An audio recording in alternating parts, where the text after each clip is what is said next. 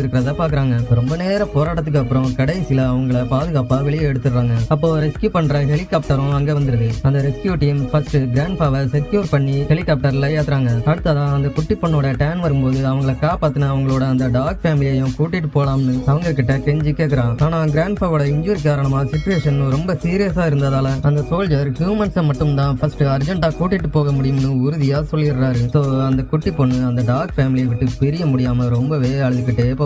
அந்த டாகும் அவங்கள விட்டு பெரிய மனசு இல்லாம குறைச்சிக்கிட்டே இருக்குது. ஃபைனலி அந்த பொண்ணை ஹெலிகாப்டர்ல ஏத்திட்டு கிளம்பும் போது அந்த டாகும் பின்னாடி ஃபாலோ பண்ணிட்டே போகுது. ஆனா ஹெலிகாப்டர் வேகத்துக்கு அந்த டாகால ஈடு கொடுக்க முடியாததால அது பாவமா ஹெலிகாப்டரை பார்த்துக்கிட்டு அங்கே ஏனுக்குது. அந்த குட்டி பொண்ணும் ரொம்பவே ஏங்கி அழுகுறான். அதுக்கப்புறம் அந்த டாக் திரும்பவும் அதோட குட்டிங்களோடய போய் சேர்ந்துருது. கொஞ்சம் மாசத்துக்கு அப்புறம் அந்த ஃபேமிலி அந்த டெஸ்ட்ராய் ஆன வீட்டுக்கு திரும்ப வராங்க. அந்த குட்டி பொண்ணு அந்த டாக் ஃபேமிலியை தேட ஆரம்பிக்கிறான். ஆனா அது கிடைக்காததால மனசு உடைஞ்சு ஃபீல் பண்ணி அழ ஆரம்பிச்சிடுறான். கொஞ்ச நேரத்துல ஒரு சத்தம் கேட்டு எல்லாரும்